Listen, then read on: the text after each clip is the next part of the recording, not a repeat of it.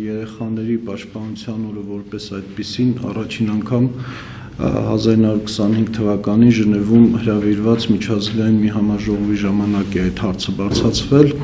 սակայն անհրաժեշտ եղան տասնյակ տարիներ, որպեսզի ՄԱԿ-ի գլխավոր ասամբլեան ընդունի բանաձև երեխաների իրավունքների պաշտպանության վերաբերյալ։ Այս ամենը սակայն բանաձևից դուրս մենք գիտենք ինչ է հայկական ընտանիք, հայավանդական ընտանիք, որտեղ երեխան այդ ընտանիքի լիարժեք անդամն է եղել եւ միշտ էլ պաշտպանված է եղել եւ միշտ զգացել է իր ծնողների անգամ հասարակության վերաբերմունքը։ Մեր ավանդական ընտանիքները միշտ էլ զերծ են մնացել այսօրվա այն խնդիրներից, որ առաջադրում են մեզ արևմտյան կամ արևմտամետ հասարակությունը։ Եվ խնդիրը այսօր կայանում է նրանում, որ այդ արհեստացին երևույթները մուտք գործելով մեր կենցաղ, մեր հասարակություն, մեր պետություն,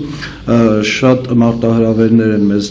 մեզ առաջադրել կոնկրետ երեխաների պաշտպանության, իրավունքների պաշտպանության վերաբերյալ։ Խոսքը նաև վերաբերվում է վերջին զարգացումներին, մասնավորապես երեխաների վրա հոգեբանական ճնշում, երեխաների վրա ուղղակի վիզուալ առումով այդ ներգործությունը, այլասերվածություն եւ այլն, որ այսօր մենք ցանկանում ենք հենց այդ մասին խոսել ձեզ հետ։ Երեխան պետք է ապրի ընտանիքում, որտեղ բոլորը իրար սիրում եւ ապրի պետությունում, որտեղ հոգիվը երեխայի մասին։ Բանն այն է, որ գիտեք, երեխային սիրելու եւ խնամելու բնազդը կա յուրաքանչյուր մարդու կողքի մեջ։ Տարբերություն կենտրոնական աշխարհից մարդու երեխան շատ երկար ժամանակ է մնում անպաշտպան եւ այն բնազդը, որը հոգեվոր ազգերի մոտ մտնում է